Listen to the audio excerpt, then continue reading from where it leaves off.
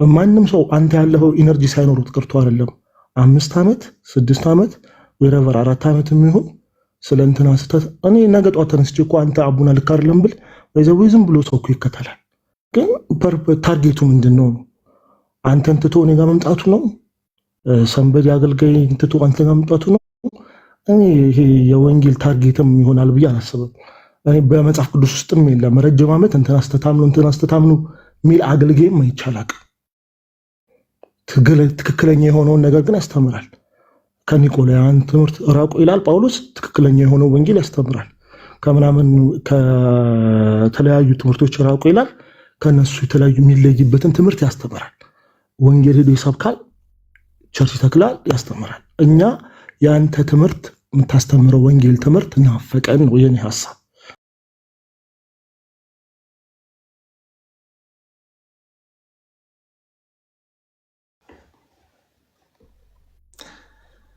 እንዴት ናችሁ?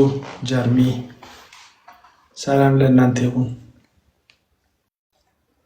አቤላይ ሰላም ለአንተ ይሁን። ካለ ተመልሶ ቢመጣ እሺ። ኤርሚ እንዴት ነህ?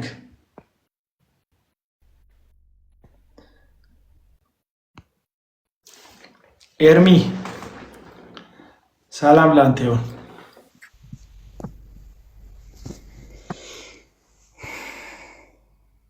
እስቲ ተናገር አሁን ድምፁ ከተስተካከለ። ይሰማል? አሁን ይሰማቸዋል ወገኖች ከታች ያላችሁ? አሁን የሚሻል ይመስለኛል።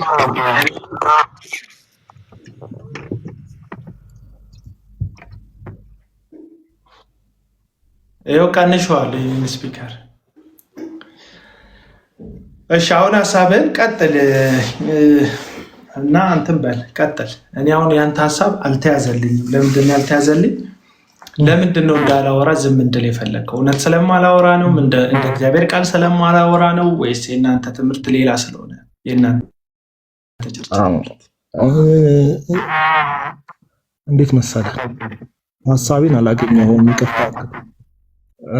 እኔ የእግዚአብሔር ቃል አታወራ አላልኩም። የእግዚአብሔር ቃል በደንብ አውራ። ወንጌል በደንብ መዳረስ አለበት፣ መስበክ አለበት። የእግዚአብሔር ቆንጆ በሬው እናንተ ነን። በደንብ ማረስ አለበት፣ መታረስ አለበት ወንጌል በደንብ። ስለ ወንድም ስህተት ሁሌ ለምን ታወራለህ? ስለ አገልጋይ ስህተት ሁሌ ለምን ታወራለህ? ኢቭን ቲክቶክ በግል ከጀመርክ ጀምሮ እየሰማን ያለ ነው እሱን ነው ከአንተ ማለት ነው። አቁመህ ዛሬ ስላጠናኸው ባይብል መቼ ነው የምንነግረን? የኔ ሀሳብ እሱ ነው። ገንዘብ ያመጣል ብዬ በኮንፊደንስ የምናገረው ይሄ የምታደርገው ነገር እዚህ አንተ ጋር የተሰበሰቡት ሰዎች ሜቢ ከቸርች የደበራቸው በምናምን ነገር የመጡ ምናምን አይዶን በቃ ስለነሱ አይመለከተኝም። በእርግጥ ይቅርታ ይህንን ሜንሽን ስላደረኩት። እስቲ ስለ ተማርከው ባይብል ስላጠናኸው ጥናት ስለተማርካቸው ትምህርቶች መንፈስ ቅዱስ ስላስተማረ ትምህርቶች የህይወትም የቃልም ትምህርቶች ደጋግመህ ለምን እሱን አልነግረንም? ይደርሳል መወቃቀሱ። ጌታም በጣም ረጅም ሰፊ ጊዜ አለን። ገና ወንጌል ያልሰሙ ብዙ ሰዎች ስላሉ እሱ ወንጌሉን እንስራ ነው የኔ ኮንሰፕት የኔ ሀሳብ እንጂ ብዙ ዓመት ብዙ ጊዜ ብዙ ቀን ስለ አገልጋዮች ስህተትና ድካም ለዓለማወቅ አክቹሊ ወንጌል ናፍቆክ አይደለም። ወንጌል ናፍቆክ አይደለም። ከአዳሚ ሐሰተኛ ጠንቋዮችን አረ በጌታ በእውነት በአካል እኔ ሰማሁህ አይደል? ዝም በል ደግሞ። እሺ ይቅርታ። ሐሰተኛ ከአዳሚ ዕጣን አጫጫሽ ስለሆንክ ጳውሎስ በሐዋርያት ሥራ መጽሐፍ ምዕራፍ 20 ቁጥር 28 ላይ በእናንተ መካከል 3 ዓመት ስኖር ይሄንን ነገር ደጋግሜ ነገርኳችሁ። 3 ዓመት ስኖር ደጋግሜ ነገርኳችሁ። ምን ነገርኳችሁ? እኔ ከሄድኩ በኋላ ለመንጋው የማይራሩ ጨካኝ ተኩሎች ይመጣሉ።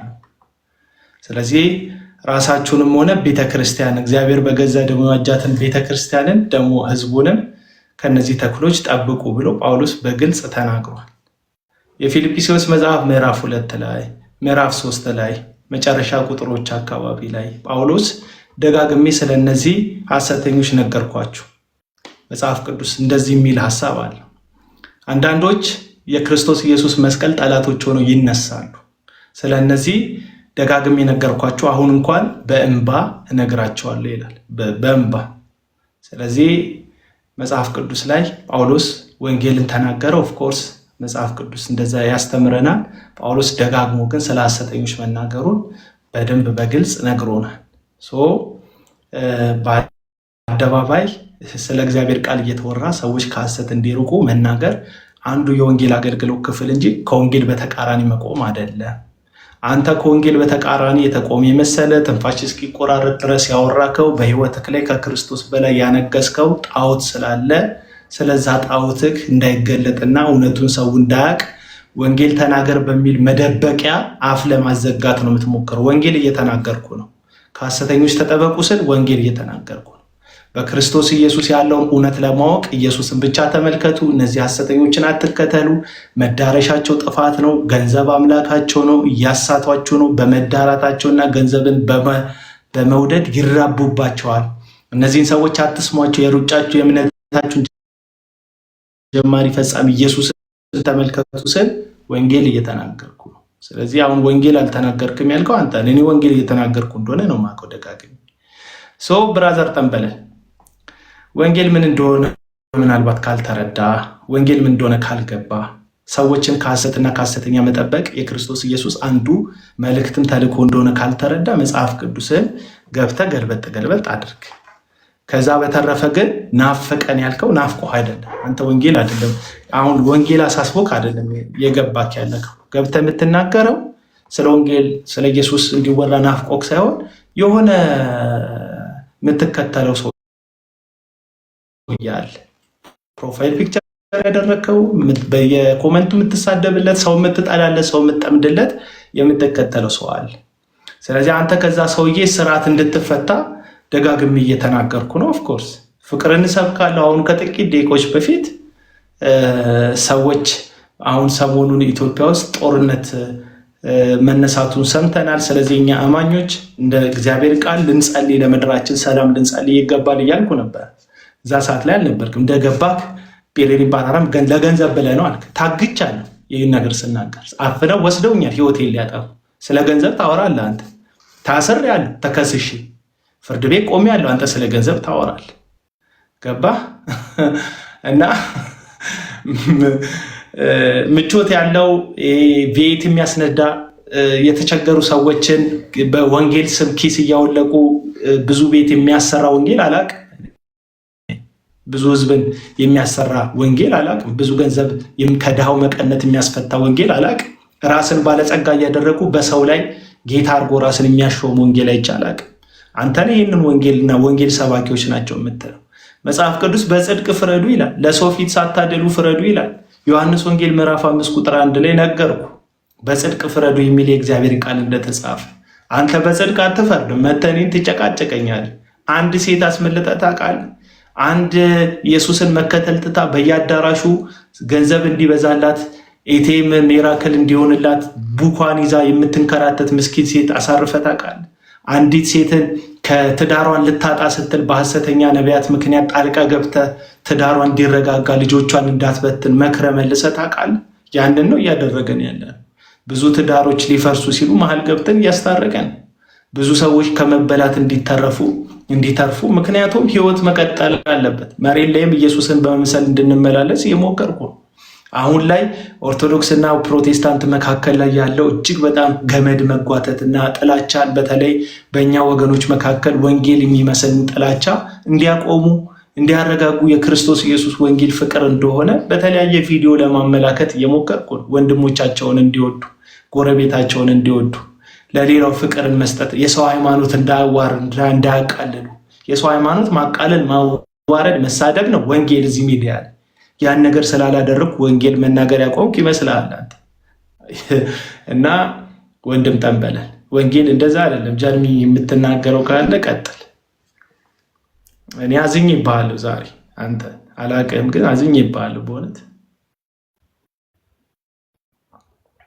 ጀርሚ አለ አለውኛ ቤላይ ሚዩት ላረግ ነው። ቀጥል እሺ በእርግጥ እኔም መግባት የፈለኩት በጣም ስላዘንኩበት ነው። ከንግግሩ ከቶኑ ማለት በዚህ ደረጃ ድምፁ እስኪርገበገብ ቃላቱ እስኪሰባበር ድረስ ስሜታዊ አድርጎት የሚናገረው እውነት የምር የወንጌል ቅናት በውስጡ አድሮበት ነው።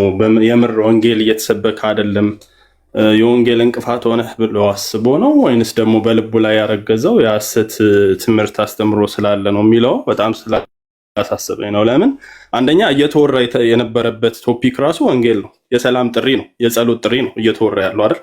ስለሌላ ነገር አሁን ጩፋም አልተነሳ ዳንሳም አልተነሳ። እሱ እንዳይነኩ የሚፈልጋቸው ወይም አገልጋይ ብሎ የጠራቸው ሐሰተኛ ነቢያትም ይሁኑ አስተማሪዎች አልተነሱ፣ ስማቸውም አልተጠራ። እየተወራ ያለው በቃ ስለ የሰላም ጥሪ ነው። በቃ ቅዱሳን በሚፈጠረው ሀገራችን ውስጥ በሚፈጠረው የጦርነት ድምጽ ውስጥ ፓርቲሲፔት አታድርጉ፣ ለጦር ለሞት ምክንያት አትሁኑ፣ ህፃናት እንዲደፈሩ ሴቶች እንዲሞቱ ምክንያት አትሁኑ፣ አለን ከፊትነን እያላችሁ ይልቁንስ ጸልዩ፣ ለመሪዎቻችሁ ጸልዩ፣ ለህዝቡ ጸልዩ እየተባለ በሚወራበት ቦታ ላይ አንድ ሰው ገብቶ ወንጌል አይሰበክም ብሎ እያንዘፈዘፈው የሚናገርበት ጉዳይ እኔ የወንጌል ሸክም ወይም ደግሞ የወንጌል ናፍቆት አልመሰለኝ። ትንሽ ዘር እንኳን ይታያል እኮ አይደል? ሰው የምር የወንጌል ረሃብ ካለው በከፈተው በትንሽዬው ፕላትፎርሙ ላይ እንቅስቃሴውን እኮ ታያለ። ለማየት ሞክሬ ነበር። የምር ይሄ ሰውዬ ወንጌል እያገለገለ ወንጌልን እየሰበከ አቤል አቡና እንቅፋት ሆኖበት ከሆነ እንኳን ብዬ ገባው። ኢንተረስቱ እግር ኳስ እንጂ ምንም ወንጌል ያልሆነ ሰውዬ ነው። ፕላትፎርሙን ስመለከተው ማለት የወንጌል ምንም አይነት ኢንተረስት የሌለው። ምክንያቱም ያው ፕላትፎርማችን እስኪያዝነው ድረስ አይደል የውስጣችን የምንናገርበት የምንተነፍስበት ያንቀጠቀጠው ጉዳይ ወንጌል ከሆነ ትንሽ የወንጌል ዘር የሱ ፕላትፎርም ላይ ገብቼ ማግኘት ነበረብኝ። እሱን አላገኘውም። ስለዚህ መንፈሳዊ ከአንተ ጋር በጥቅስ ምናምን ማውራት አያስፈልግም። አንተ የመጣህበት ሎጂክ ትክክል ካልሆነ አቤል አቡና በቤተ ክርስቲያን ውስጥ እንቅፋት ናቸው ብሎ የሚያስባቸውን የወንጌል እንቅፋት ናቸው ብሎ የሚያስባቸውን ሰዎች ፊት ለፊት ወጥቶ መቃወሙ ስህተት ከሆነ አንተም እዚህ ጋር መተህ እሱ መቃወም እኮ ስህተት። እንዴት ነው ሎጂኩ ለአንተ የሚሰራው? ገባ? አንድ ሰው ጩፋ ሐሰተኛ ነብይ ነው ብሎ በአደባባይ ሐሰቱን ገልጦ መናገሩ ወንድም መግፋት ሆኖ ተቆጥሮ በአንተ ሎጂክ፣ አንተስ በየትኛው ሞራል ነው ደግሞ መተህ ሌላኛውን ደግሞ በሌላ ሳይድ ደግሞ ያለውን አንተስ ጣት የምትቀስርበትና የምር ንስሐ ግባ፣ ተመለስ። የምር የወንጌል ፓሽኑ ኖሮህ ከሆነ የወንጌል ልቡ ኖሮህ ከሆነ ሁላችንም ሚውት እናደርጋለን፣ እንዘጋለን። አሁን እዚህ ጋር ላሉ ሰዎች ወንጌል ትነግርልናል። የገባህን ወንጌል የበራልህን ወንጌል እንዲህ ነው መሰበክ ያለበት ብለህ ውስጥ እየተንቃጠለ ያለ በቃ እየተንቀለቀለ ያለ እውነት ካለ ታካፍለናለህ፣ እንሰማለን እንጂ ገና ለገና የሆነ ሰዎችን ለመጠበቅ ብለህ ህሊናህንም ሞራልህንም እምነትህንም እንዴት ትክዳለህ? እንዴት ትክዳለህ? 75% አዲስ ኪዳን መጽሐፍ ሐሰተኛ ነቢያትንና ሐሰተኛ ትምህርቶችን ለመቃወም የተጻፈ መጽሐፍ ክደ። እንደዚህ አስተማሪ የለም መጽሐፍ ቅዱስ ላይ እንደዚህ አላስተማሩም ወንጌል ነበር የሰበኩት ብለህ እንደዚህ አይነት ድምዳሜ ላይ ደርሰህ ያመጣህ ጉዳይ የሆነ በህይወት ላይ ደግሞ ምንም ያላረጉልህን እርግጠኛ ነኝ። ማለት አላቅም፣ የግል ህይወትን አላቅም፣ ግን ያተረፍክባቸውም ሰዎች ናቸው ብዬ አላስብም። ዝም ብለህ በስሜት ተነድተህ ካለህበት ጥላቻና እንትን ወጣና ስትሰማ እስኪ ዛሬ ምን እያወራ ነው? ኢትስ ኦኬ። ሌላ ቀን አልተመቸህም ይሆናል። ሌላ ቀን የሆነ ሰዎችን ተናግሮ ሲጠራ አይተህ አልወደድከውም ይሆናልና እስኪ ግን ዛሬ ስለምንድን ነው እያወራ ያለው? የናፈቀህ ከሱ የሰላምን ወንጌል መስማት አይደል? ዛሬ ስለምንድን ነው ያለው? ስለ ሰላም እያወራ ነው። ለሀገር እንጸልይ ነው እያለ ያለው። አሜን ብለህ ለምን ፓርቲሲፔት አላረክም? ለምን አልተካፈልክም? ጥማትህ የምር ሰላምና ወንጌል ከሆነ ማለት ነውና እኔም በጣም ስላዘንኩብህ ነው እንዴት አይነት ልብ ቢኖር ነው ብዬ ገባሁት። እየፈረድኩብህ ሳይሆን ምናልባት ይሄ ሰዓት እድል ከሆነ ራስህን እንድትመለከትና እንድትመለስ ማለት ነው። ቴንክ ዩ ጀርሚ። ኤርሚ ሀሳብህን ሼር አድርግ አንተ ቀጥሎ ስለገባ። ኤርሚ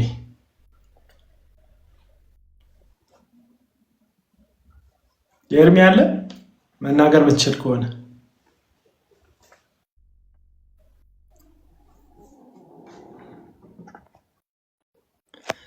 ኤርሚ ያለ አልመሰለኝም። ግሩሜ ተናገር። አቤላ ሰላም ብያለሁ።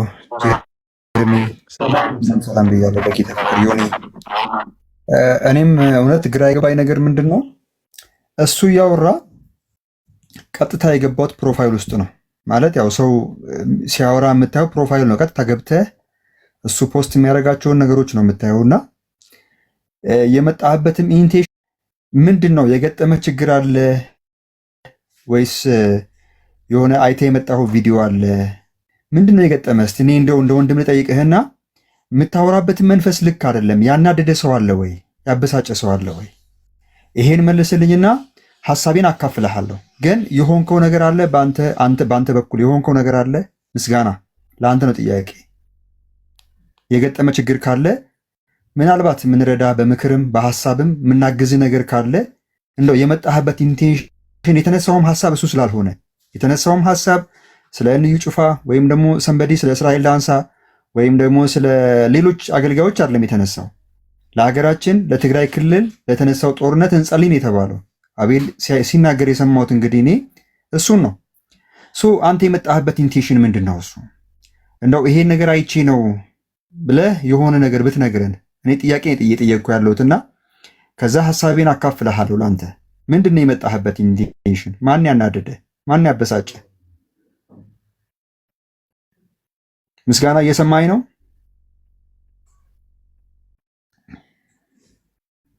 ከዛ ወደ መጽሐፍ ቅዱሱ ሐሳብ እንገባለን። የእግዚአብሔር ቃል ምንድን ነው የሚለው? ስለ መቃወም፣ ሐሰተኛ ነቢያቶችን ስለ መቃወም፣ ወንጌልስ ምንድን ነው እሱ? አሁን እንግዲህ ጀርሚ አጋጣሚውን ተጠቀም እያለ ነው፣ ወንጌልን መስክር እያለክ ነው። እና እስቲ እንደው የመጣህበትን ሞቲቭ ምን እንደሆነ ብትነግረኝ። እኔ ጥያቄ እየጠየኩ ነው፣ ፍቃደኛ ከሆንክ። ግሩሜ። አቤት። እሺ፣ ያወራችሁትን ሰምቻለሁ። ጀርሚ አንተ ላይ መለሳለሁ። ጀርሚ ያወራው ነገር እንግዲህ አልገባኝም። ሌላ ፖስት ያደርጋል ያላችሁት አልገባኝም። ምን ፖስት አድርጌ እንደሆነ እኔ ፖስትም አድርጌ አላውቅም። ቲክቶክን ለመጠቀም ብቻ ነው ፖስት አድርጋለሁ ያላችሁት። ሪፖስት የምታደርጋቸውን ነገሮች ነው ያየሁት። ኦኬ፣ እሺ። ሪፖስት ኳስ ፋን ነኝ፣ የምዝናናበት ነገር ነው እሱ፣ ችግር የለውም። ወንጌል ደግሞ እንግዲህ ለመስበክ አላሰብኩም። ወደፊት ሰብክ ይሆናል። ፐርሰናሊ በራሴ የምሰብክበት መንገድ አለ፣ በራሴ ሰብካለሁ። ቲክቶክ ላይ ሰብኬ አላውቅም። አሁን አንተን አድርጌ አላውቅም። ያው ሪፖስት ያደረኩትን ነው። አንድ ቪዲዮ፣ አንድ ፎቶ፣ አንድ ነገር ፖስት አድርጌ አላውቅም። ያው ራስን እንደዚህ ብሎ ዲፋይንድ ማድረግ በጣም ወረደ፣ በጣም ውርድ ያለ ነገር ነው። በጣም ነው ወይ? ቆይ ምስጋና፣ ቆይ እንደዛ አይደለም። እኔ ለምሳሌ አሁን እኔ ግሩም እባላለሁ። ፕሮፋይሌንም ገብተህ ማየት ትችላለህ። የመሠረተ ክርስቶስ ቤተክርስቲያን አገልጋይ ነኝ። አንተን እስኪ ልተዋውቅህና ምስጋና ማን ነህ? የት ቸርች ነህ? ለመተዋወቅ ነው። እፈራችኋለሁ። እናንተ አልነግራችሁም። ቸርች እፈራችኋለሁ፣ ስለምፈራችሁ ነው። ኦኬ፣ እሺ። ወደ ሐሳቤ ልምጣና በደንብ አስተውለህ ስማ። ሌላ አቡና ለማለት አይ ሪስፔክት ዩ በጣም በእውነት እንደ ሰውነት። ይሄ አሁን እንደው ይሄ ወንጌል ምናምን ክርስቶስ የሚለውን ተውና እንትን ይሄ ዕጣን ታጠናለህ ታሸረግዳለህ ምናምን የሚባል ነገር ባትጠቀም ደስ አይልም። ለዛው ከፍቶኝ ምናምን አይደለም፣ ግን ደስ አይልም ለሚሰሙ። ከፈለክ በአካል ወጥቼ የቸርች እንደማገለግል ምናምን ችግር የለውም፣ አምጥቼ ያሳያለሁ። እና ከየት ቦታ እድገቴ ከየት ቦታ እንዳለው አሁን ምን እንደሆንኩ በደንብ ማየት ትችላለህ ከፈለክ። ምናልባት በጣም ካላመንክኝ የምትላቸው ሰዎች ቅጥረኛ መስጌ ከታየው ማለት ነው። እኔ በእርግጥ ስገባ ቸኩዬ ሊሆን ይችላል። እሱን አያግሪ ቱማች ሶሪ። ስለ ትግራይ እያወራችሁ ከሆነ ኦኬ እነገባው። ግን ያየሁት ኖርማል ቲክቶክ ላይፍ የመጣልኝ ነቢያት እንደዚህ እንትን እያደረጉ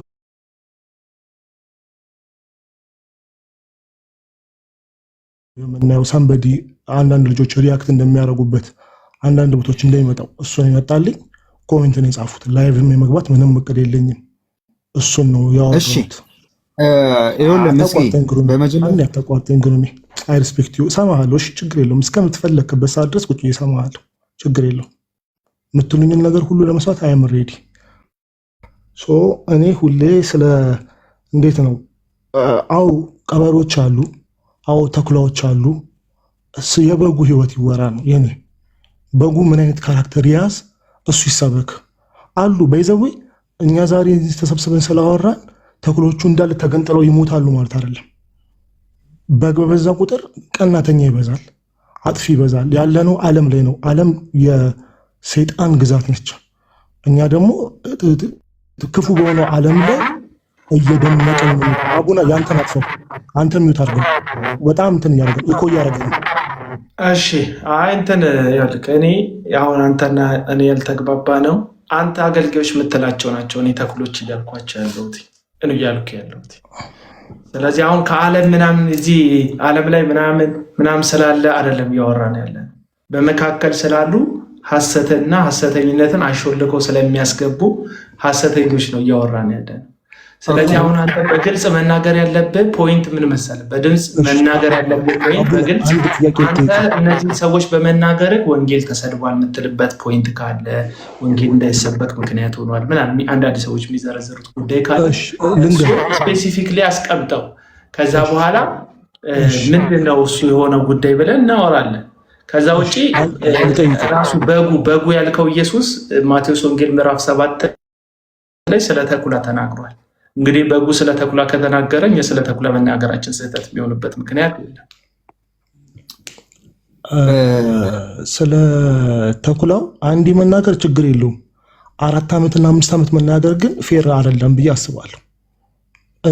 እኔ ማስበው ነው። በደንብ ጠቅልለት መልስልኛለህ። እሺ 4 ዓመትና 5 ዓመት ስለ ተኩላ ብቻ ይቅርታና ግን ቲክቶክ ነው ፕላትፎርም። አይ ይቅርታ፣ አይ ቲክቶክ ስለሆነ ፕላትፎርም አይ እቺን ብቻ ልነግርህ ነው፣ ላቋርጥ አይደለም። ቲክቶክ ነው ፕላትፎርሙ። ገብቷል። ሰው ገብቶ ገዝቶ የሚወጣበት ፕላትፎርም ነው። ስለዚህ መነገር የለበትም ብለህ ሴንቴንስ ጨርሰህ ካበቃህ በኋላ አንተን አይደለም የምናርምህ። መነገር የለበትም ብሎ ይዞም የሚሄደውን ሰው መታደግ አለብን። ተኩላው መንጠቁን ካላቆመ ለምንድን ነው ስለ ነጣቂው መነገር ደግሞ የአንድ ቀን የሁለት ቀን ብቻ ስራ የሚሆነው? ተኩላው እኮ እየነጠቀ ነው። ልጆችን ወላጅ አልባ እያደረገ ነው። ሰዎች በሱ ምክንያት እየሞቱ ነው። ሰዎች መድኃኒታቸውን ጥለው በሕክምና መዳን የሚችሉበት በሽታ ላይ እየሞቱ አይ ዶንት ኬር እያሉ ነው። እነዚህ ተኩላዎች በየቀኑ የሰው ህይወት እየነጠቁ በመድረኮቻቸው ላይ አይመለከተኝም ይላሉ። ትዳር ያፋታሉ። የሰውን ህይወት ከክርስቶስ ህይወት ይገነጥላሉ፣ ይለያሉ። እነዚህ ሳያቆሙ ይሄንን በትጋት እየሰሩ ባሉበት ሁኔታ የነሱ በዚህ ጉዳይ ህይወት መንጠቅ ያላሳሰበህ ጉዳይ እንዴት ነው? ስለነሱ እለት እለት ቢነገርስ?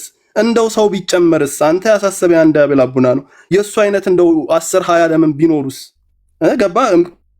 መናጠቅ ስላለብን ማለት ነውና ስትሸጠው ሐሳብህን ዝም ብለን እየሰማን ስብከት አይደለም የምንሰማህ። ገባ? አሜን አሜን እያለን የምንቀበለው አይደለም። የሚሰማንም ትውልድ አለ እዚህ ውስጥ ገብቷል። እየመጣ እየሰማ የሚሄድ አለ። ዝም ብላ ሐሳብህን እንድትሸጥ አንፈቅድልህም። ስለዚህ መሆን የሚችለው እንዴት ነው? ሐሳብህን ታቀርባለህ። እንደዚህ ነው ልናወራ የምንችለው። ምክንያቱም መክሸፍ ያንተም ሐሳብ መክሸፍ አለበት ካንተም ከሚሰሙክም። ሜቢ ጀርሚ የምጨምርለት ነገር ምንድን ነው? እሱ ምስጋና ትናገራለህ። ያው ከብሉይ ኪዳን ጀምሮ እነዚህ ሐሰተኛ ነቢያቶችን ተኩላዎችን መቃወም ብዙ ምናልባት መጽሐፍ ቅዱስ የምታነብ ከሆነ የምታጠና ከሆነ የእግዚአብሔርን ቃል እንግዲህ አንተ በጣም የወንጌል ቅናት እንዳለ ነው የምታወራው። ወንጌል ይሰበክ ነው እያልክ ያለኸው። እንግዲህ አንዱ ከተኩላ ሰዎችን መጠበቅ በራሱ ወንጌል ነው። ሰዎችን ከተኩላ መናጠቅ፣ ከተኩላ ከሌቦች ከወንበዴዎች መጠበቅ መጽሐፍ ቅዱሳዊ ነው። ምናልባት የእግዚአብሔርን ቃል የምታክ ከሆነ ዘዳግም 13 ከ1-3 ላንብብልህ። በመካከልህ ነቢይ ወይም ህልም አላሚ ቢነሳ ምልክት ወይም ድንቅ ቢሰጥ ሌሎችን አማልክት አንከተል ቢል የዚያ ነቢይ ቃል ወይም የዚያ ህልም አላሚ ቃል አትስማ ይላል። ኤርሚያስ ላይም ላንብብልህ። ኤርሚያስ 14:14 ላይ እንደዚህ ይላል፣ እግዚአብሔርም እንዲህ አለኝ፣ ነቢያቱ በስሜ ሐሰትን ይናገራሉ፣ አላኳቸውም፣ አላዘዝኳቸውም፣ አልተናገርኳቸውም። የሐሰትን ራእይ መሳሪያውን ከንቱን ነገር የልባቸውን ማታለል ይናገሩላቸዋል ይላል። 23ም እንደዚህ ይላል፣ የሰራዊት ጌታ እግዚአብሔር እንዲህ ይላል፣ ትንቢት የሚናገሩላችሁ የነቢያትን ቃል አትስሙ፣ ከንቱ ነገር ያስተምራቸዋል፣ ከእግዚአብሔር አፍ ሳይሆን ከገዛ ልባቸው የወጣው ራእይ ይናገራሉ ይላል። እና ኤርሚያስም የሐሰተኛ ነቢያትን በግልጽ ሲቃወም እናያለን። ሌሎችም ምናልባት ሕዝቅኤልንም ካየ ጌታ እግዚአብሔር እንዲህ ይላል ምንም ሳያዩ የገዛ መንፈሳቸውን ለሚከተሉ ለሰነፎች ነቢያት ወየውላቸው ይላል ሕዝቅኤል 13 ቁጥር 3 ላይ። እና አንተ እንግዲህ መጽሐፍ ቅዱስን የምታነብ ከሆነ እንደው አንዱን ነገር ብትጠቅስልን ወይ ወንጌል የምታውቀውን ወንጌል አንዱ እንግዲህ ሰዎችን ከሐሰተኛ ነቢያትና ከወንበዴዎች መጠበቅ በራሱ ወንጌል ነው። ለአንተ ለምስጋና በደንብ የምነግርህ አንተ ሐሳብን በደንብ እየነገርክን ነው። ወንጌል ይሄ ነው። ስለ በጉ በጣም እየተጨነክ ነው። በጉን ተናገር እያልክ ነው። እንግዲህ መጽሐፍ ቅዱስ በደንብ ይናገራል ሐሰተኛ ነቢያቶችን መቃወም። ራሱ በማቴዎስ ወንጌል ምዕራፍ 7 ላይ የበግ ለምድ ለብሰው ከሚመጡባችሁ በውስጣቸው ግን ነጣቂ ተኩላዎች ከሆኑ ከሐሰተኛ ነቢያት ተጠበቁ ይላል። ማቴዎስ 24 ላይ ብዙ ሐሰተኛ ነቢያት ይነሳሉ ብዙዎችንም ያስታሉ ይላል። በሐዋርያት ስራ ላይም ይናገራል። እና ከየት ነው አንተ እንዲህ በምን መንፈስ ነው የመጣው? በምን ሞቲቭ ነው? መጽሐፍ ቅዱስ ታነባለህ? የእግዚአብሔር ቃል ታነባለህ? እንዴትስ ነው የእግዚአብሔርን ቃል የምትረዳው? ለአንተ ጥያቄ ይሄ ነው ማለት ሁላችንም እዚህ ጋር የተቀመጥነው መቼስ የሚሰሙን ሰዎች አሉ። በማስተዋል እየተነጋገርን ነው። ይሄ የተነሳውም ሐሳብ ይሄ አልነበረም። እውነት ለመናገር የተነሳውም ሐሳብ ይሄ አልነበረም። አንተን አሁን ሌላ ርዕስ ሌላ አጀንዳ ፈጥረህልን አሁን እያወራን ያለ ነው። ስትገባ በመጀመሪያ ደረጃ እንደው ሐሳብ ከመስጠት በፊት የሆነ ቸኩለ ባልተረጋጋ ሁኔታ ሐሳብ ከመስጠት በፊት ምንድነው የሚወራው ነገር ብለህ በደንብ ማየት አለብህ። በደንብ ማስተዋል አለብህ። ቲቶ ላይ የሚናገረውን ስማ። የማይታዘዙና ከንቱ የሚናገሩ የሚያታልሉትንምና ብዙዎች አሉና ይላል። ስለዚህ ምክንያት ሃይማኖትን ጤናማ እንዲሆን በጽኑ ገጽጻቸው ይላል፣ ተናገራቸው ይላል ቲቶ 1 ከቁጥር 10 ላይ።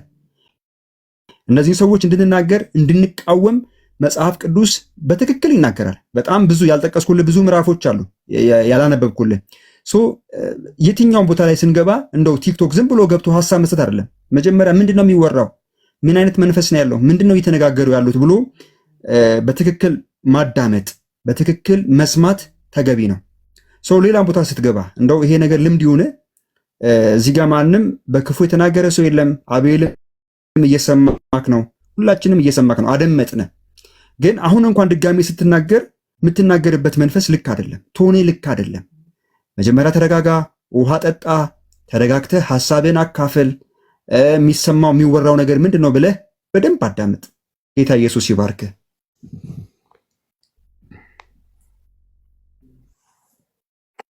እሺ፣ ለሌሎችም እድል ለመስጠት እንትን ጆይ አብርቷል መሰለኝ። ከዛ የኤርሚያስ ሲናገርና እሱ የተሰማውን ነገር ሰፋ አድርጎ እንዲናገር እንፈቅድለታለን። ግን አሁን ዞሮ አሁንም አንተን ገንዘብ ስለማድረግ ነው እንጂ በሀሳብ ስለተቃረንከን ደብድበን ስለማጥፋት አይደለም ያስገባን። እሱንም እንድታሰምርበት ያስፈልጋል። ወጣ ሌሎቹ ሰዎች ከመናገራቸው በፊት ወጣ መሰለኝ እና አንቺ ወጣች እንዲገባ አድርገው። ግን አይ ቀጣይ እንድናወራ የምፈልገው ነገር ደግሞ አቤላይ ምን ይታረግ ወይ? እሺ ምን ታረጋዋል? የፈለኩት ቀጥልሽ። ካላ አስገባው። አይ ምንድነው እዚህ ፕላትፎርም ላይ እንደምታውቀው ይሄ የነቢያት ጉዳይ ሁሉንም ሃይማኖት የሚያስማማው በጴንጤ ስር ነኝ የሚለውን ሁሉንም ያስማማል። ኦሪጂሰሱን ያስማማል። የመጣ ሁሉ በነቢያት በምናምን ይስማማሉ። አንድ ላይ ገባ። በልሳን ይስማማሉ፣ በመጫጫው ሁሉ ነገር ይስማማሉ። ስለዚህ ይሄ ሰው ቤተ እምነቱን አልነገረንም፣ የእምነት አቋሙን አልነገረንም። እንደው ወንድም ብለን ተቀብለነው ነው እያወራን ያለ ነው። ምናልባት የት ቤተክርስቲያን ነው የሚለው አጥቢያውን ባይነግረንም ግን መሰረታዊ የክርስትና የትምህርት ሚዛኑን ግን እንጠይቀዋለን። ገባ። ነገረ ክርስቶስ ላይ ምን አይነት ትምህርትና ምን አይነት እውቀት እንዳለው ማወቅ አለብን። አይንገረን። አሁን እሱ ቅድም እፈራቸዋለሁ ያለበትን ይሄ አጥቢያ መናገሩ ይቅርበት፣ አይንገረን። እሱን ግን ደግሞ የምንጠይቀውን መሰረታዊ የክርስትና ትምህርቶች ላይ ያለውን እምነት ግን ማወቅ አለብን፣ ደግሞ ስንሰማው ማለት ነው። እና ቀጥሉ። በቃ ልኬለታለሁ ከገባ እንትን እንላለን። ምንድነው እንደ አጠቃላይ መወራት የተፈለገው? እሺ ኤርሚ ትናገራለህ። እንደ አጠቃላይ መጀመሪያ የተናገርነው ይሄ የሰሞኑን የተነሳውን ጦርነት በትግራይና በኢትዮጵያ መንግስት በኩል የተነሳውን ጦርነት አስመልክቶ እኛ ክርስቲያኖች ወይም ሲቪሊያን የሆንን ሰዎች እንደ አማኝ ምንድነው እዚህ ጉዳይ ላይ ኢንቮልቭ ማድረግ ያለብን? በምን መልኩ ነው? ኦርቶዶክሳውያን፣ ካቶሊካውያን እንዲሁም ደግሞ ወንጌላውያን አማኞች በሙሉ በዚህ ጉዳይ ላይ ምን ማድረግ አለብን ብዬ ሀሳብ አነሳው። መጸለይ አለብን፣ ሰላምን መናገር አለብን። ወደዚህም ወደዛም ደም እንዳይፈስ፣ ህፃናት እንዳይሞቱ፣ እናቶች እንዳያለቅሱ፣ ወጣቶች እንዳይገደሉ፣ የቤቱ ድንኳን እንዳይጣል፣ በዚህም በኢትዮጵያ መከላከያ ወታደር ወጣቱ ሞቶ ሀዘን በቤታቸው እንዳይሆን፣ በዛም በኩል ያሉ እናቶች አባቶች እልቂት እንዳይፈጸም በክርስቶስ ወንጌል በተማርነው የሰው ልጅ የሰውን ነፍስ ሊያድን እንጂ ሊያጠፋ አልመጣም። ይሄ የኢየሱስ ክርስቶስ የመጣበት አጀንዳ ነው። ነፍስ ለማዳን ስለመጣ ይህን አዳኝ ይዘን ማጽናናትን፣ የጸሎትን ጉዳይ፣ ምህረትን የመናገር ጉዳይ እናድርግ እያልኩ እያወሩ የነበረው ከዚህ ጋር ተያይዞ ቀድሞ በነበረው ግጭት ላይ ምን ያህል ፕሮቴስታንቱን በሚያሰድብ መንገድ ፕሮቴስታንቱ ግድያን፣ ሞትን የሚደግፍ እስኪመስል ድረስ ሐሰተኛ ነቢያቶች ምን ያህል ጦርነቱን ሲደግፉ ሲያቀጣጥሉ፣ ሐሰተኛ ደጋፊ ነቢያት ብቻ ሳይሆን እንዲሁም ደግሞ ዘማሪያንን የሚሉ ሰዎች ምናምን እንዴት ገብተው ሲያወቁ እንደነበሩ ለትግራይ ወንድሞቻችን እህቶቻችን ወንጌልን እንዳንነግራቸው በዚህ መካከል በምህረት የተዘጉ ብዙ ምዕራፎች አሉ። ቃልዮት በትግራይ ያለች ቃልዮት ከዋናው ቃልዮት ጽሕፈት ቤት ጋር ህብረት አላደርግም እስክትል አጥቢያዎችን ጸጥ እንዲሉ እንዳይጠይቁ ወንድማዊ ፍቅራቸውን እንዲያቋርጡ ባለማወቅ ጥበብ በጎደለው መንገድ ብዙ ነገር ተደርጓል። ስለዚህ አሁን ላይ በዚህ ግጭት መካከል እንደ ክርስቲያን ምንድን ነው ማሰብ ያለበት? እንደ ፕሮቴስታንት ማሰብ ያለብን መጸለይ ነው። ለወንድሞቻችን ከቻልን ስልክ እየደወልን ጤናማ የሆነውን አገልግሎትን መደገፍ፣ ወንድሞቻችንን መርዳት። ምን አይነት ወንድሞቻ? በወንጌል ያሉ ወንድሞቻችንን ረሃብ ላይ ካሉ፣ ችግር ላይ ካሉ መጠየቅ፣ አብረናቸው በጸሎት ከነሱ ጋር መቆም።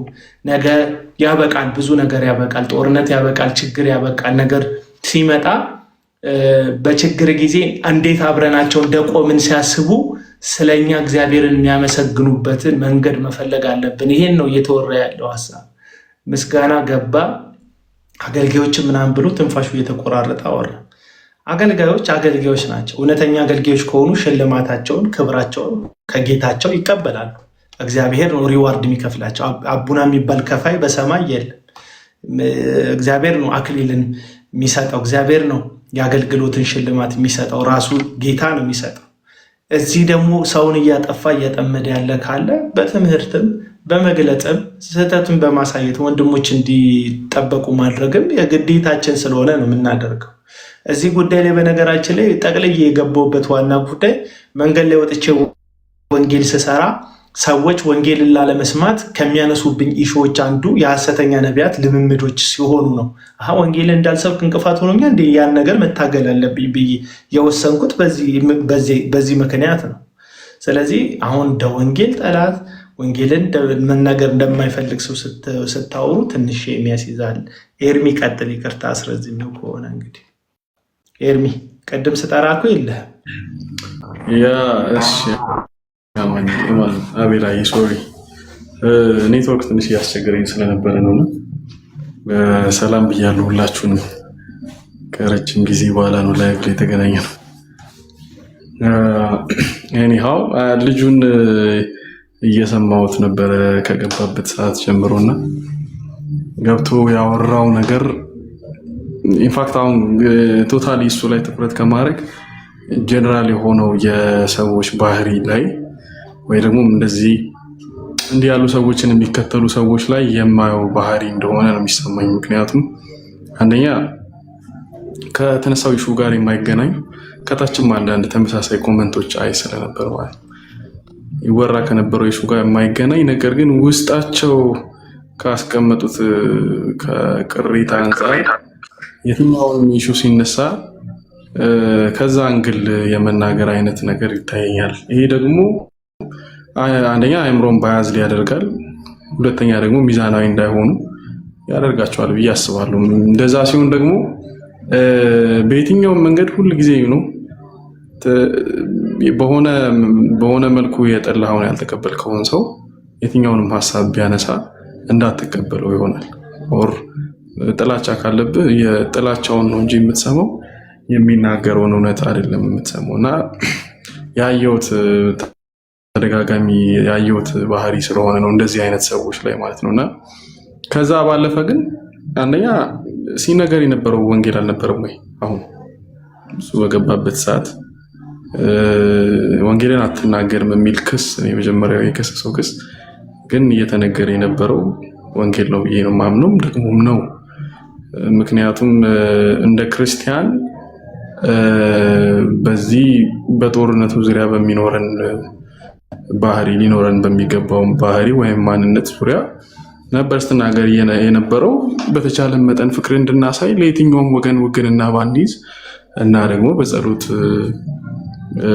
ሀገራችንን ብንረዳ ወይም ደግሞ ወደ እግዚአብሔር ብናቀርብ የሚል ሀሳብ ነበር የቀረበው። ሰው ከዛ አንጻር ምንም የሚገናኝ ሀሳብ ሆኖ አላገኘሁትም የመጀመሪያው። ምክንያቱም ጸሎት ወንጌል ነው፣ ስለ ሀገራችን መጸለይ ወንጌል ነው፣ ፍቅርና እርቅ ወንጌል ነው። ሐሰተኛ ትንቢትን አትቀበሉ አትስሙም ወንጌል ነው መረሳት የሌለበት። ምክንያቱም መጽሐፍ ቅዱስ በተለይ አዲስ ኪዳን ሞስት ኦፍ ኒው ቴስተመንት ኦልሞስት ቅድም አይ ቲንክ ጄርሚ ሲናገሩ ከ70% በላይ የሚሆነው እንዲህ ያሉትን ሐሰተኞች ሪፊዩት ለማድረግ የተጻፈ ነው መጽሐፍ ቅዱስ ሆኖ እጅ ላይ ያስከው ወይም እጃችን ላይ ያዝ ነው መጽሐፍ በራሱ የሪፊዩታል መጽሐፍ ነው። ሐሰተኞችን የሚቃወም መጽሐፍ ነው። ሐሰተኛ ትምህርትን ሐሰተኛ ትንቢትን የሚቃወም መጽሐፍ ነው። ሰው ወንጌል አይደለም ብለህ ልትከራከር ግራውንድ ራሱ ሊኖርህ አይችልም። ሌላው ደግሞ በጣም ብዙ ጊዜ በተደጋጋሚ ትቃወማለህ ስሰማ በጣም ሁሌ ትኩረት እዚህ ነገር ላይ ነውና ለምን ትቃወማለህ በዚህ ልክ? ኦኬ ትንሽ ቀነስ ሲደረግ የተለየ የሚመጣ ጥቅም እና ለውጥ አለ ነው ወይስ ደግሞ አስቀርልን ነው? ለቅሬታ የሚቀሩ ሐሰተኛ ነቢያቶችና አስተማሪዎች ይቆዩልን ነው ማለት ፖይንቱ የሚገባ አይመስለኝም። ሁል ጊዜ አትቃወም። ሁል ጊዜ የሚያስት ካለ ሁል ጊዜ የሚቃወመውም ደግሞ መንገድን ትክክል እንዳልሆነ የሚመራ ወደ እውነተኛው የሚመራ ሊኖር ይገባል። ካልኖረም ደግሞ ስህተት ውስጥ እየሄደች የምትቀጥለው ቤተክርስቲያን ነው የምትሆነው። ሌላው ደግሞ ሶሻል ሚዲያ ላይ መተን መርሳት የሌለብን ነገር ሶሻል ሚዲያ ላይ መተን ቤተክርስቲያን ውስጥ ያለ ስብከት እንድንሰማ ኤክስፔክት አታርጉ። ሊሆን አይችልም። ራሱ this is not church ባይቶን ምንም ቶታሊ ይሄ ቸርች አይደለም። ማንኛውም ሰው ማንኛውም ግለሰብ ያለውን ሐሳብ አመለካከት በነፃነት ሊያንጸባርቅ የሚችልበት ቦታ ነው። ቅድም ለምሳሌ ስለ ሀገራችን ጉዳይ ስለ ጦርነቱ ሲወራ ነበር። ከዛ ስለ ሐሰተኞች ሲወራ ነበረ። ስለተለያዩ ጉዳዮች ኢሹዎች በየቀኑ በተለያየ ኢሹዎች ላይ ተነስተን ልንወያይ እንችላለን። ለምን ከተባለ ይሄ ቸርች ስላልሆነ አይ መስማት መፈልገው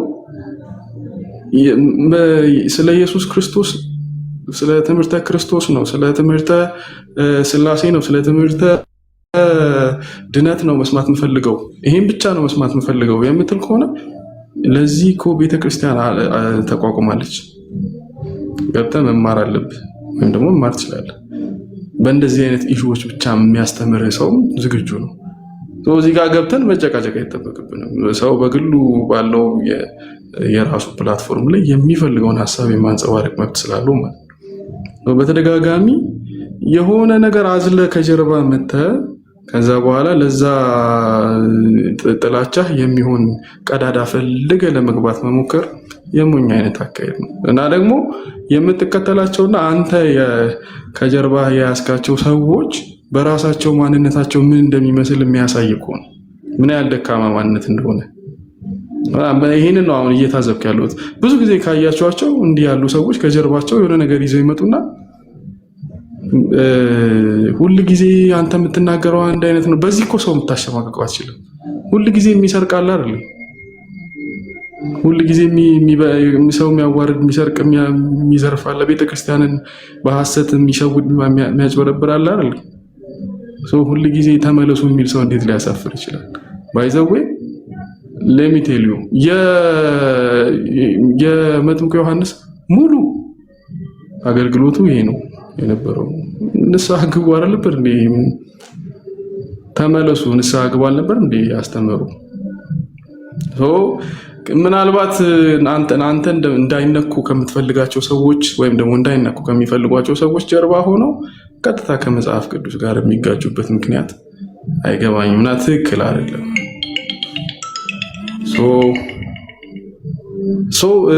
መለስ ብንል ብዬ አስባለሁ። ያው ሀሳብ መስጠታችንን ምንድነው ሪስፔክት ባደረግም ግን ደግሞ አንዳንዴ ራሳችን ራሱ ሚዲያ ላይ የማይመጥኑ የሆነ ነገሮችን ይዘን ባንቀርብ መልካም ነው ባይነኝ። ኤኒዌይ አቤላ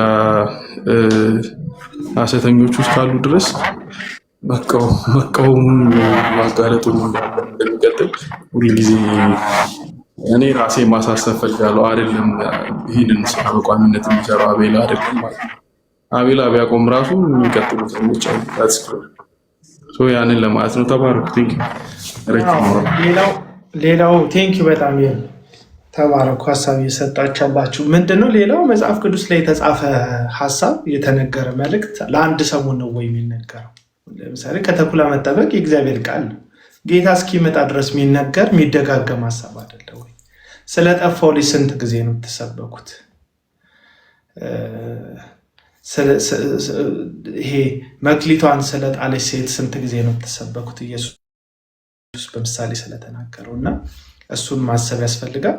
የተለየ ሀሳብ አለው መሰለኝ ጆዬ ሆነስት ቤት በረከት ብለህ ያዘኝ። በረከት ሆነስት ነው። ያው ሀሳብህንም ሚዲያ ላይም በዚህ መንገድ አይደለም እያል ኮመንት ላይ ስትጽፍ ስላየ ተቃርኖ ሀሳብ ስላለህን ያስገባውክ ጆዬ ማቲ ምናምን ኦልሞስት ተመሳሳይ ሀሳብ ነው ያለ። ከዛ ከጆዬ ጋር ታወራለህ ማለት ነው እና ምናልባት ኢንተራፕት ካደረገ ጆዬ ቤቱ እንደዛ ነው የሚሄደው። እንደ ስብከት ረዥም ሰዓት አናወራም። ምክንያቱም ሰው የሚሰለቻል፣ እኛም ይሰለቸናል። ሌላውም ሰው ግን ሀሳብህን አረፍተ ነገርን እስክጨርስ ድረስ ታግሶ ይሰማካል። ኢንተራፕት ማድረግ ከቻለ ያደርጋል። ስለዚህ ጆዬ ከሆነስት ሀሳብ ጋር የሚያወያይ ርዕስ ከሆነ የሚያነሳው ከእሱ ጋር መነጋገር ትችላላችሁ። ሆነስት ትቀጥል እና ከጆዬ ጋር ትቀጥላላችሁ። ሆነስት ትቀጥል። እሺ ከሁሉም በማስቀደም ማን እንደሆነ ሚውት አላደረገም። እሺ ከሁሉም በማስቀደም ያው ሁላችሁንም በዚህ ዓላማና ራዕይ ላይ ትልቅ የወንጌል ሀሳብ ላይ ማወያየታችሁን ሳላደንቅ አላልፍም። ያው እኔ የቃለ ሕይወት አገልጋይ ነኝ ወጣት ዘርፍ ላይ ኖርማሊ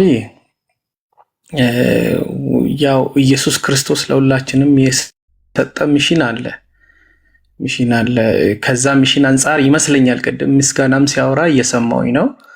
ያው ሁላችንም ለአንድ መንግስት ሀሳብ ነው እንደዚህ እየቆምን ያለ ነው፣ ለእውነቱ ሀሳብ ማለት ነው። ያው ሐሰተኞችን ከማስቆም አንጻር ወንጌልን ደግሞ ወንጌል የማይደግፋቸውን ነገሮች የሚያደርጉትን ከማስቆም አንጻር ወንጌል በሚደግፈው እንዲሄዱ ከማድረግ አንጻር ይመስለኛል ያው ሳልጠራጠር ማውራው ማለት ነው። ነገር ግን ምስጋና ቅድም ሀሳብ ሲሰጥ እንግዲህ ራሽናል ሆኜ ነው ማውራው፣ ማዕከል ሆኜ ማለት ነው። የትኛውንም ሳይድ እንትን ሳላደርግ ማለት ነው። ነገር ግን ያው ምስጋና ሲያወራ የሰማሁት ዝም ብዬ እንግዲህ የኔ ኤስቲሜሽን ነው ማለት የኔ እምነት እሱ ባወራው ሀሳብ ማለት ነው። ማለት እሱ እያወራ ያለው ቦልድሊ ለምሳሌ የተሰጠን ሚሽን አለ። ኢየሱስ ክርስቶስ በዚች ምድር ላይ ሲመላለስ አደራ ሰጥቶ ነው፣ ለእኛ አደራ ሰጥቶን ነው የሄደው። ሚሽን ሰጥቶን ማለት ነው። እሱ ሚሽን ምንድነው? ወደ ዓለም ሁሉ ሂዱ፣ ወንጌልን ለፍጥረት ሁሉ ስበኩ። ወንጌል ማለት ስለ ልጁ ነው ማለት ስለራሱ ስለ ኢየሱስ ክርስቶስ ማለት ነው። እና ጀስት ሰው ካላመነ መዳን አይችልም፣ የመዳኑ ነገር ይቀድማል ለማለት ፈልጎ ይመስለኛል እኔ ስረዳው። ይህ ሐሰተኞችን ከመደገፍም አንጻር እንግዲህ እኔ አሁን እሱን አላውቀውም፣ ሐሳብ ሲሰጥ ዝም ብዬ ስሰማ እንደዛ ስለመሰለኝ ነው ፖዚቲቭሊ ነገሩን ስረዳው። ዘን ቀጥሎ ደግሞ ሐሰተኞችን ከመቃወማችሁ ጋር ደግሞ አያይዤ ማውራት የምፈልገው ጀስት እያንዳንዱ ለዘራው ዘር ምን አለው? ፍርድ አለው ማለት ይቀበላል ዋጋውን ማለት ነው። እያንዳንዱ ላደረጋት ይቀበላል እኛ ደግሞ ያደረገውን ይቀበላል ብለን ዝም ካልንም ለእኛ ደግሞ እያየን ዝም ማለታችንም ሌላ ፍርድ ነው ይዞ የሚመጣብን።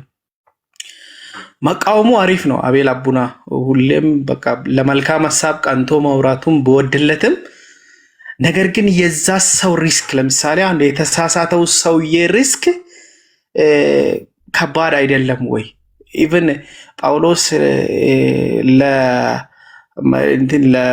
ለፊሊሞና ማለት ፊሊሞና መጽሐፍ ላይ ሲናገር ለአናስሚዎስ ነው አይደለ? ዕዳ ካለበትም እኔ ከፍላለሁ ያለው።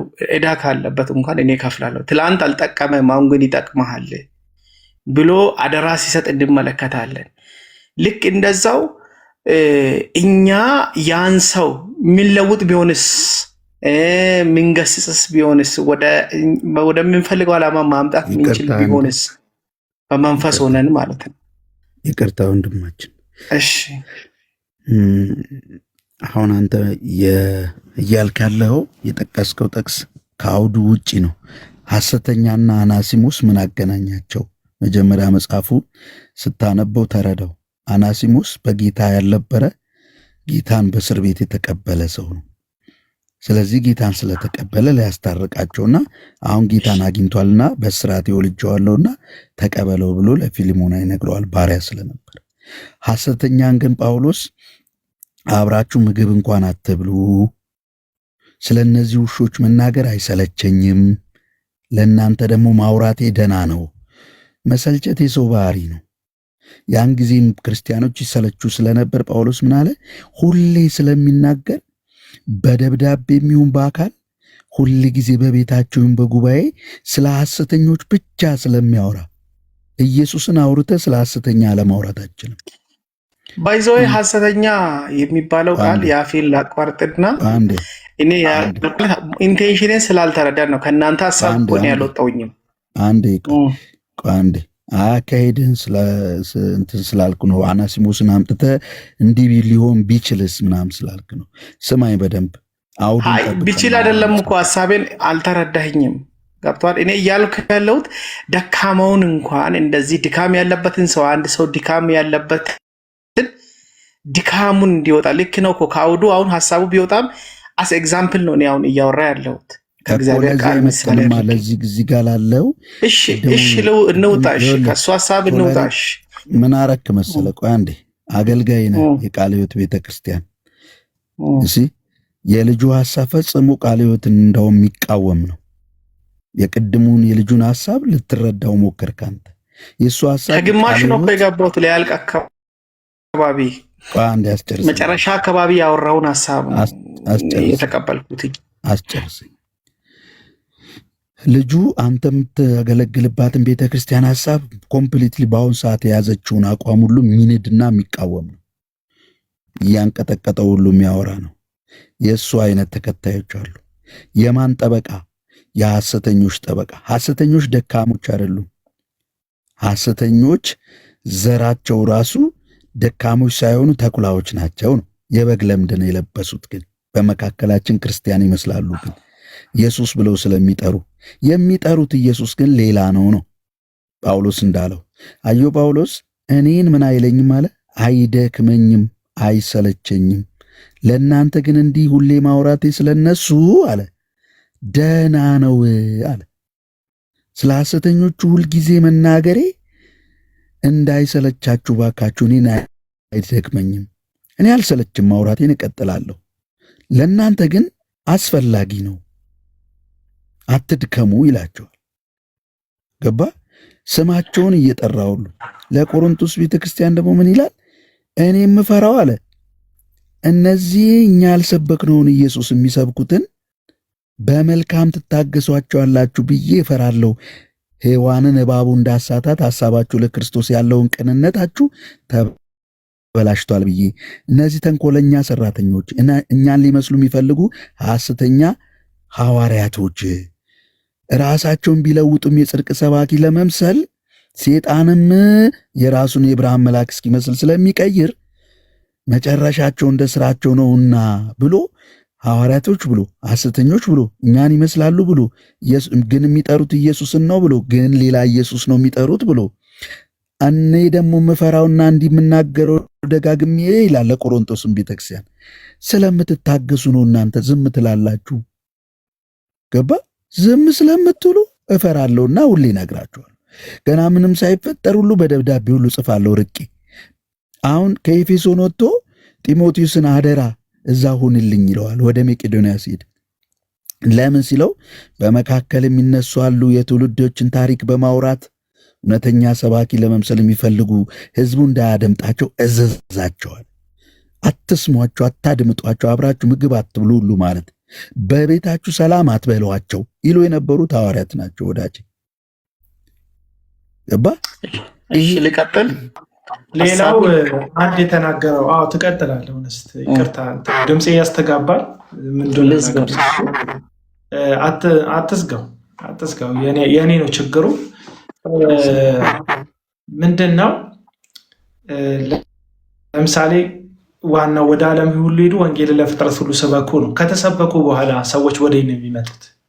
መልስልኝ እስቲ። እንግዲህ አንድ ሰው ከተሰበከ በኋላ ወደ ኢየሱስ ክርስቶስ ዓላማና ሐሳብ ነው የሚመጣው።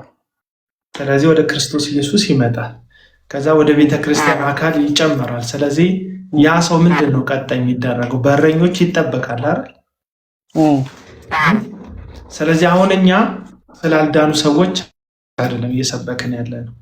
ብዙ ሰዎች አሉ ላልዳኑ ሰዎች ኢየሱስ ይወዳቸዋል፣ መዳን በሌላ በማንም የለም ብለው ወንጌል የሚናገሩ ሰዎች አሉ። ወይም ወንጌልን ለዓለማውያን የሚናገሩ ሰዎች አሉ። አሁን እኛ እሱን አይደለም እየሰራን ያለ ነው።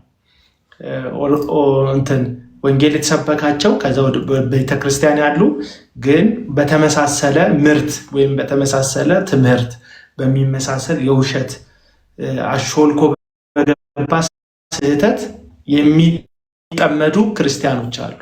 እነዛን ክርስቲያኖች ከዛ ሐሰት ተለይተው ለሞተላቸው ለክርስቶስ ኢየሱስ ብቻ እንዲሆኑ ኢየሱስን ብቻ በመከተል እስከ ፍጻሜ ድረስ እንዲጓዙ ንግግራችን፣ ትኩረታችን አይ ቲንክ ወጣ መሰለኝ ኦነስት። እና አንዳንድ ጊዜ ወንጌል የምትሉትን ነገር ወንጌል ለሁላችንም ይሰበካል፣ ለዳነውም ሰዎች ላልዳነውም ሰዎች ይሰበካል። ግን ይሄ የወንጌል ክፍል እንደሆነ ለምንድን ነው ማሰብ የሚከብዳችሁ የሚለውን እንዲትዙልኝ ያስፈልጋል። ማቲ እንኳን ደህና መጣ ወንድማችን። እና ምስጋና መጀመሪያ የገባበት አገባብ ትክክል አይደለም። ስለዚህ ይሄን ሀሳብ ሰላም በለን ማቲሻ ተናገር። እንዴት ናችሁ? ሰላም ለእናንተ። አቤላ ሰላም ብያለሁ። ጀርሚ፣ ሴና፣ ሁላችሁንም፣ ግሩሜ፣ አፖስትልም አለ፣ ጆዬ እንዴት ነህ? ሰላም ነው። አፖስትል አለ። እስቲ የተለየ ሀሳብ ካላችሁ ሁለታችሁ አንተና ደግሞ አፖስትል ትንሽ ተናገሩ። ጆዬ ጌታ ኢየሱስ ይባርክ። በጣም መልካም ነገር ነው የተናገረው። እግዚአብሔርን ቃል ነው ሙሉ ለሙሉ እየጠቀስ ስታወራ የነበረው። ተባረክ። ቴንኪው። ከአፖስትል ጋር አውሩ ውስጥ የአፖስትል ያለውን የተለየ ምልከታም ካለው ይናገርና ከዛ ከማቲ ጋር አውሩ። አፖስትል መናገር ትችላለህ። እሺ ቴንኪው በጣም ከቅድም ጀምሮ ስትጀምርም የነበረበትን ሀሳብ እየሰማው ነበር። ከሀገራችን ላይ ከተነሳ ሁኔታ አንጻር ያነሳቸው ፖይንቶች አሉ እና እኔም በጣም የሚጋራቸው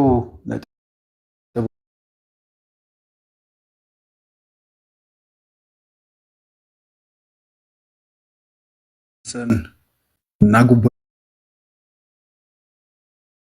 ጉቦኝነትን፣ ዘረኝነትን በፖለቲካ መካከል የሚደረጉ ያልተገቡ ስርዓትና ልምምዶችን ፊት ለፊት ወጥቶ በእግዚአብሔር ቃል መናገር መንግስትን እንደመቃወም ተደርጎ የሚታሰብበት ወይም ፖለቲካ ላይ ኢንቮልቭ እንደማድረግ የሚቆጠርበት ከዛ ውጭ ለብዙ ጦርነቶችና ያልተገባ ጫናዎች ውስጥ የሚዳርግ የሆነበት ጊዜ ላይ ነው ያለ ነው እና እንደ አገልጋይ እንደዚህ አይነት ልምምዶችና እንቅስቃሴዎችን ፊት ለፊት በተናገርክ ቁጥር ፖለቲካዊ እንድምታ ተሰጥቶ ወደ ዳር የምትገፋበት ከእግዚአብሔር ቃል አንጻር ያንን ፖይንት ይዘን እንደተነሳ ሰው ማይገነዘብበትና ጎራና ጎጥ ይዞ ዘሩን ተከፋፍሎ ነገሮችን ከሆነ አንግል ብቻ የሚያይበት ጊዜ ላይ ነው ያለ ነው። ግን መጽሐፍ ቅዱሳዊ ነው። አይተህ ከሆነ መጽሐፍ ቅዱስ ላይ አይታችሁ ከሆነ ንጉሥ ሄሮድስ የወንድሙን ሚስት ሄሮድያዳን ሊያገባ በወደደ ጊዜ ዮሐንስ ፊት ለፊት ገሰጸው ይላል እና የወንድም ሚስት ላንተ ልትሆን ከሆነ ጊዜ በኋላ የሄሮድያዳ ሴት ልጅ በንጉሱ ፊት በጨፈረች በደነሰችበት ጊዜ ንጉሱን ደስ አሰኘችው። የምትፈልገውን ነገር ጠይቀኝ ባላት ጊዜ እናቷን ስታማክር ቅም ነበረባት እና የዮሐንስን አንገት አለች። የመንግስቱን እኩሌታ እንኳን መጠየቅ ስትችል ግን ያኔ አመፅን የገሰጸውን ሰውዬ አንገት ነው ጠየቀችው። እና አንድ ሰባኪ ዮሐንስ የሞቱ ምክንያት ፖለቲካ ውስጥ መግባቱ ነው ብሎ የሰበከ ሰባኪ ቆይቷል ከሰማውና በጣም አዝኜ ነበር። ዮሐንስ ፊት ለፊት ነውር የሆነውን ልምምድ ነው የተናገረው። ንጉሥ ካደረገው ህዝቡ ማያደርግበት ምክንያት የለም።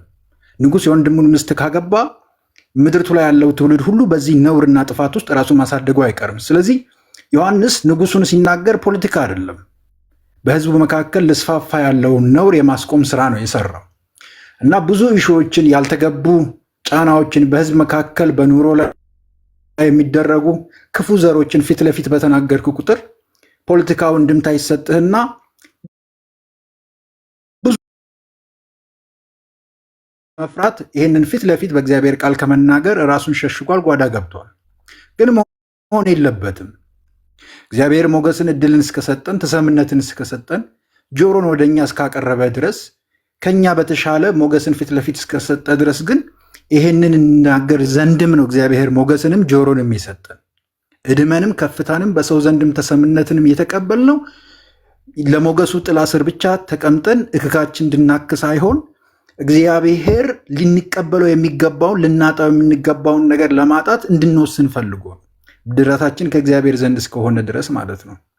እና በሚደረጉ ግጭቶች መካከል የሚሞተው ሰው ነው። ወንጌልን ያልሰማ እውቀትን ያልተካፈለ ብዙ ነገርን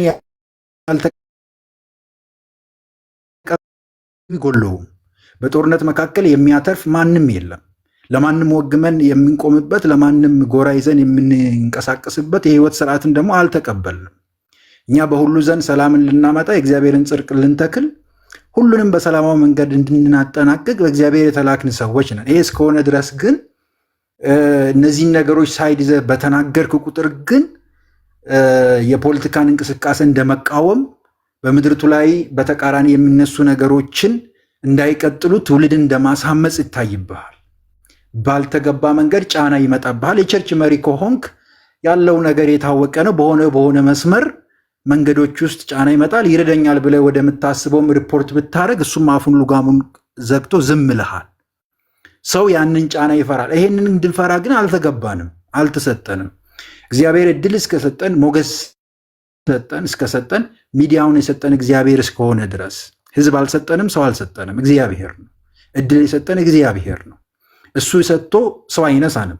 እሱ ሰጥቶ ሰው ከነሳ ደግሞ እግዚአብሔር ኃላፊነቱን ይወስዳል እና በዚህ ጉዳይ መጀመሪያ ይዘህ የተነሳውን ሀሳብ ስለሰማው ሰው ምስጋና የሚባለው ከዛ በኋላ ነው የገባው። ለሁለት ብቻ ነበር ስታወሩ የነበሩት ባክፎርዝ እያልክም ስትነግረው ሰምቻለሁ። እና ነውር ሆኖ የታሰበበት ጊዜ ነው። መሆን የለበትም። ሰው መሞት የለበትም። ማንንም ወግነን የምንቆም ሰዎች አይደለንም። እንደ ሰው በዚህ ምድር ላይ ከእናት ከአባት ከሆነ ዘር ብንወለድም ግን እኛ በእግዚአብሔር ቃል የተወለድን የእግዚአብሔር ዘሮች ነን። የሀሳብ ልዩነቶች ቢኖሩም እንኳን ይህም ማንነታችን ግን ልንጥል አይገባም። ከእግዚአብሔር ዘርነት አንጻር ምን አይነት የህይወት ስርዓት ነው በዚህ ምድር ላይ እንዲቀጥል መሟገትም መታገልም ያለብን ብለን ማሰብ የእኛ ድርሻ ነው። የእኛ ጎራችን ይወስናል እና ይህ ግዴታ ነው። በዚህ ምድር ላይ እስካለን ድረስ ደግሞ ሁለተኛ ላይ የተነሱ ሀሳቦች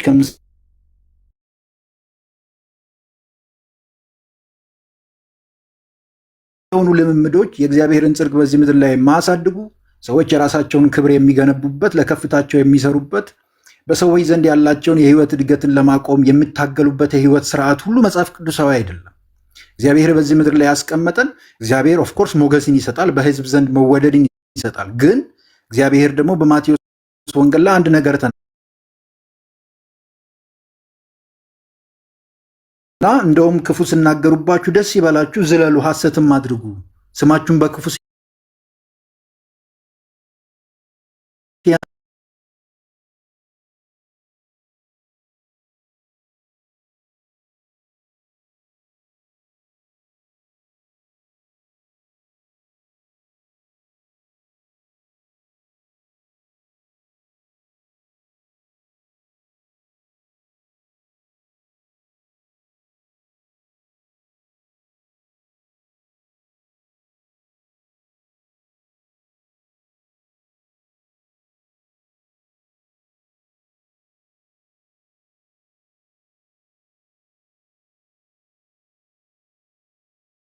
እስከሚሞላ ድረስ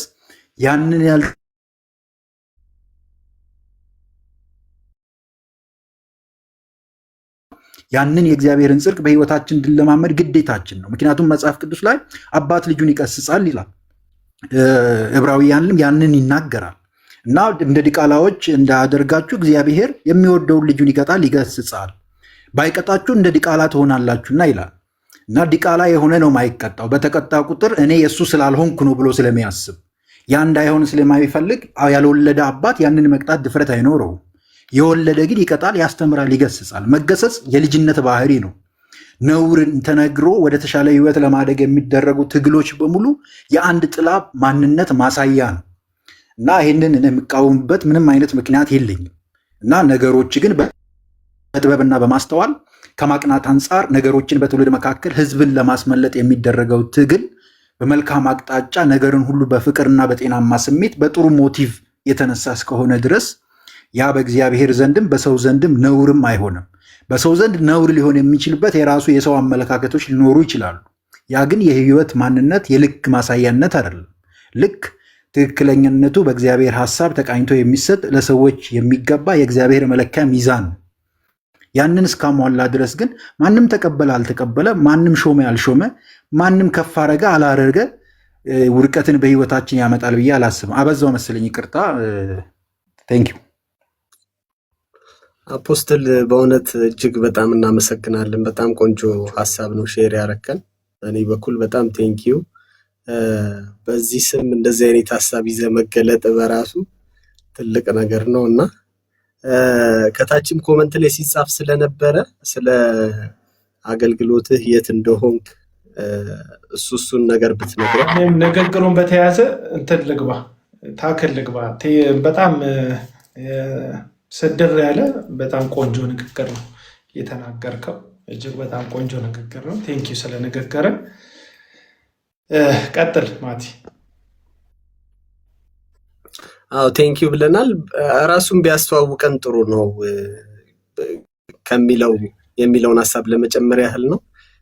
የአገልግሎትህንም ስያሜ እዚህ ጋር የጻፍካቸው ነገሮች በዚህ ስም የሚገቡ ሰዎች አብዛኞቹ 90%ዎቹ እና ከዛ በላይ የሆኑት በጣም ጤና የጎደላቸው የእግዚአብሔር ቃል እውቀት የሌላቸው አይደለም ስለ ሀገርና ስለ ቤተክርስቲያን ስለ አገልግሎት እንዲህ ባለ መረዳት ሊናገሩ ቀርቶ ማለት ነው ስማቸውን እንኳን በትክክል ለመጥራት የሚቸገሩ ሰዎች ናቸውና አንተ በጣም እውነት ደስ ብሎኛል እና ራስን ብታስተዋውቀን አገልግሎትን የት ቸርች እንደሆንክ ብታስተዋውቀን ደስ ይለኛል። ይሄ ነው ጥያቄ።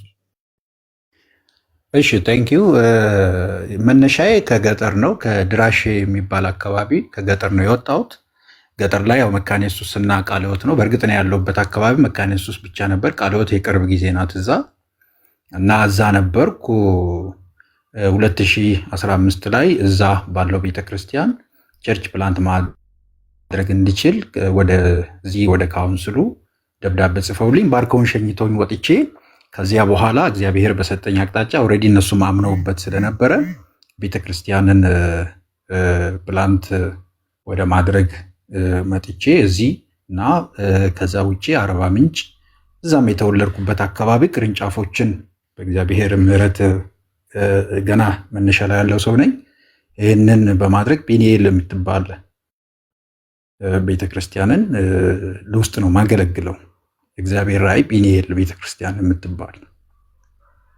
እሺ እግዚአብሔር ይባርክ። ይሄ አፖስትልነት የሚለው ነገር ከስያሜው ጋር የተያያዘው አሁን ሼር ስታረገን የእግዚአብሔርንም ቃል መረዳቱንም ሞር የማስተማር ነገሩ በጣም ይታያልና ከስያሜው አንጻር ያለውን ነገር አገልግሎቱን ስለምታገለግልበት ነው አፖስትል የሚባለው ኦር ቸርች ቤተክርስቲያን የሚባለውን ነገር ስለተከልክ የተሰጠ ስያሜ ነው። ያው መቼም መካነ ኢየሱስ እንደዚህ አይነት ስያሜ ስለማሰጥ ከሱ አንጻር ያለውን ነገር ትንሽ ብትለን ጥሩ ነው።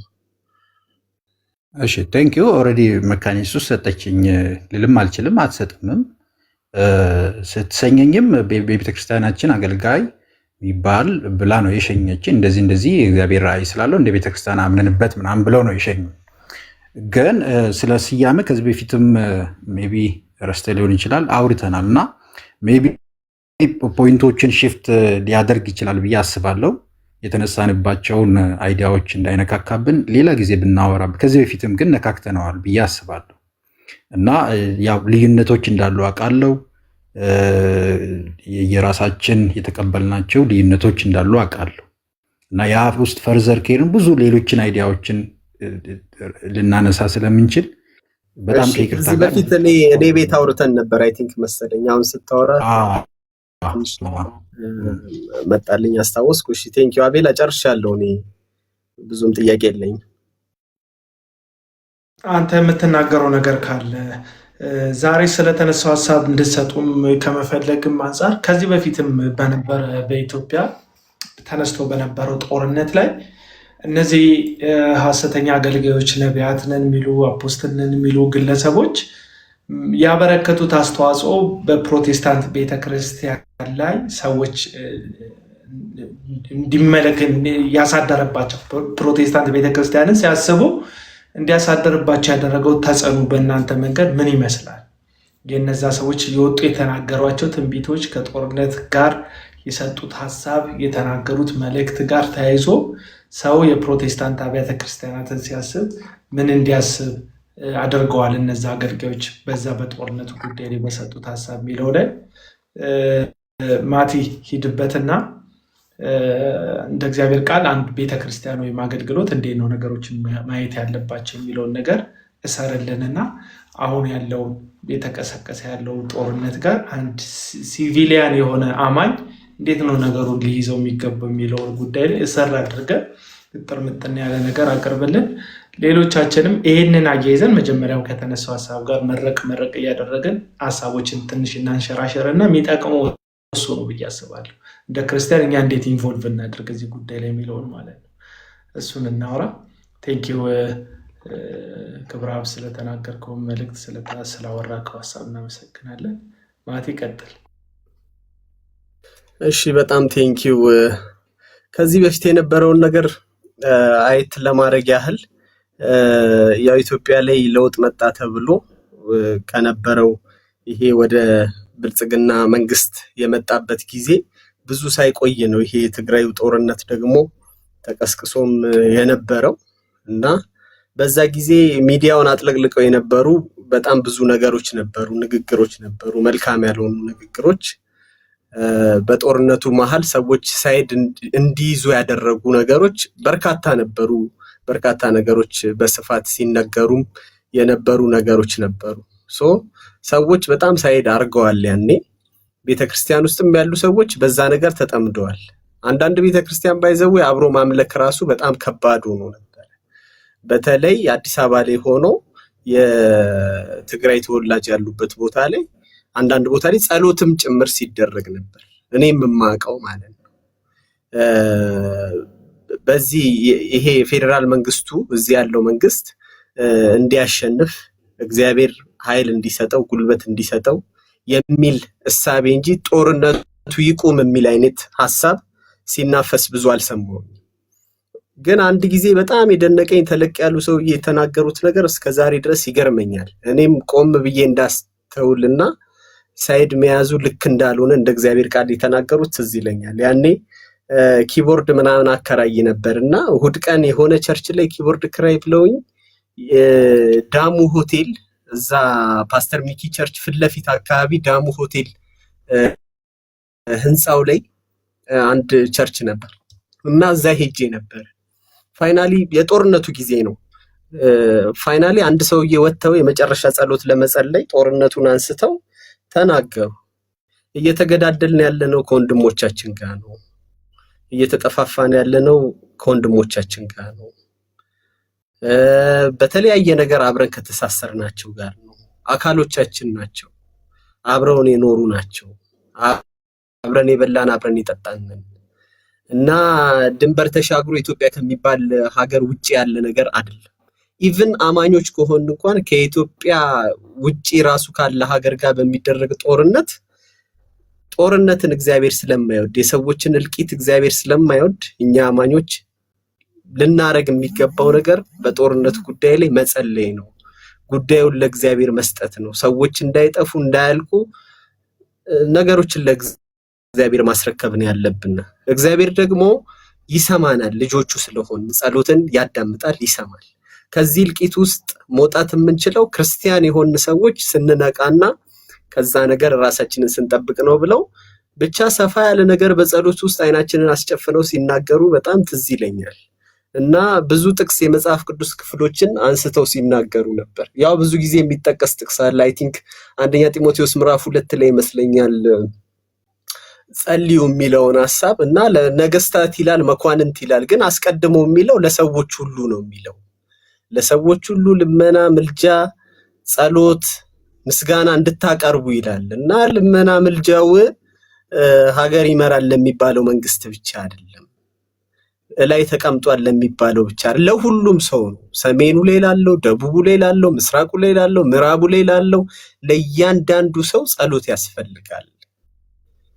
ከዛ ነው እንደውም መነሳት ያለበት ከዛ ነው። ከዛ ሲጠብ ነው ወደ ገዢዎች ጋር፣ ወደ መኳንንቱ ጋር፣ ወደ አለቆቹ ጋር ምናምን የሚመጣው ሲጠብ ነው። ጸሎት እንደውም መጀመር ያለበት ሰፋ ብሎ ለእያንዳንዱ ሰው ነው። ድንበር ተሻጋሪ የሆነ ጸሎት ነው እያሉ ሲናገሩ ነበር እና ያ ነገር በጣም ልቤ ውስጥ ቀርቷል። አሁንም እንድናስብበት ነው፣ ከዚህ የተለየ ሐሳብ ስለሌለኝ። ያኔ እሳቸው ያኔ የተናገሩት በጣም ብዙ ልዩነቶች ባሉበት ጊዜ፣ ሰዎች በጣም ብዙ ጽንፍ በያዙበት ጊዜ የተናገሩት ንግግር ነው። አሁን ላይ አይ ቲንክ ከባለፈው ብዙ የተማርናቸው ነገሮች ስላሉ ከጥፋት ያመጣነው ለውጥ የለም። ኢኮኖሚያችን ምን ያህል እየወደቀ እንደሆነ፣ ምን ያህል እየወረደ እንደሆነ በጦርነት ምክንያት የምናስተውለው፣ ሰሜን ላይ ባለው ጦርነት፣ ኦሮሚያ ውስጥ ባለው ጦርነት፣ አሁን ትግራይ ላይ የተነሳ ባለው ጦርነትም ደግሞ የባሰ ነገር ውስጥ ነው እንጂ የምንገባው የተሻለ የምናመጣቸው ነገሮች የሉ። ስለዚህ ይሄ ነገር እንደ ቤተክርስቲያንም እንደ አብያተ ክርስቲያንም ከፍተኛ የሆነ ጸሎት የሚያስፈልገው ጉዳይ ነው። በልባችን ውስጥ ልናስቀምጥ የሚገባው ነገር ቢኖር ሰላምና ሰላም ብቻ ነው።